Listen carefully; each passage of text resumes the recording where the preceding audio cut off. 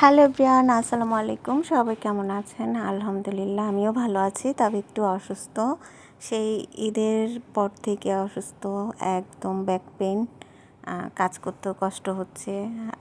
তারপরও সব মিলে আলহামদুলিল্লাহ ভালো আছি, কারণ আমার চেয়েও খারাপ আছে অনেকে।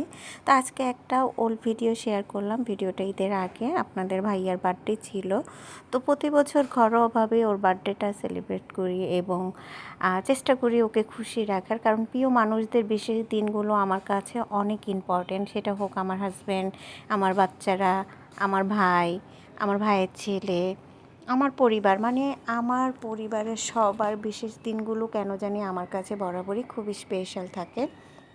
আর আমি সব প্রিয় মানুষদের স্পেশাল দিনগুলো আমার মতো করে পালন করার চেষ্টা করি। তো এবার আপনার ভাইয়াদের জন্মদিনটা একটু ডিফারেন্ট ছিল, কারণ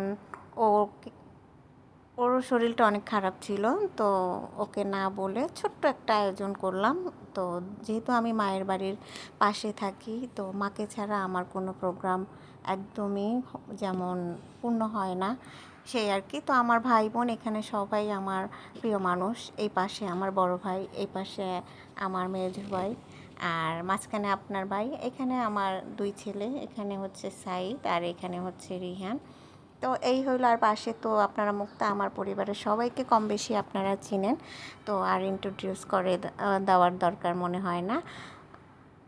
আর রিহানের এই ছোট্ট ব্লগটা আপনারা অনেক পছন্দ করেন। তো মাঝে মাঝে আমি তো আর প্রফেশনাল কন্টেন্ট ক্রিয়েটর না, এই জন্য প্রতিদিন আপনাদের জন্য ভিডিও মেক করা হয় না। তো যখন দেখা যায়, যেহেতু আমার কোনো পার্সোনাল ক্যামেরাম্যান নাই, আমার ভিডিওগুলো দেখা যায় বরাবরই আমারই করতে হয়। তো এই জন্য দেখা যায় মাঝে মাঝে আমি বিশেষ দিনগুলো আপনাদের সাথে শেয়ার করি। এই শেয়ার করা, এই ভালো লাগাটা আমার অনেক ভালো লাগে।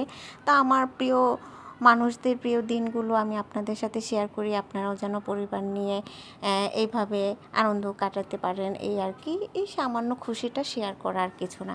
তো এখন আমাদের রিহানের একটা ব্যাড হ্যাবিট আপনাদের সাথে শেয়ার করি। রিহান বরাবরই একটু তেরা মাইন্ডের। ও জন্মদিনের কেক দেখলে অনেক খুশি হয়, কিন্তু জন্মদিনের কেক কাটতে দেয় না। সেটা ওর জন্মদিন হোক, ওর বাবার জন্মদিন হোক, ওর মামার বা ওর ভাইয়ের, কারোই না।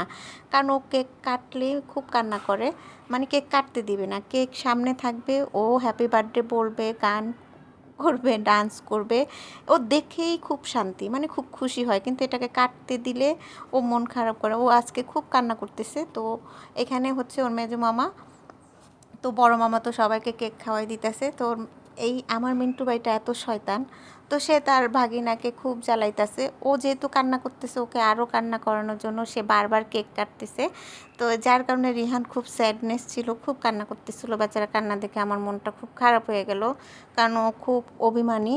ও কান্না করলে ওর রাগ ভাঙাইতে অনেক সময় লাগে। ওর মামাকেও বলতেছে, মামা স্টপ, স্টপ। যেহেতু রিহান একদমই বাংলা বোঝে না, ও সবাইকে বোঝানোর চেষ্টা করতেছে, প্লিজ কেক কেটো না, আমি এটা পছন্দ করি না।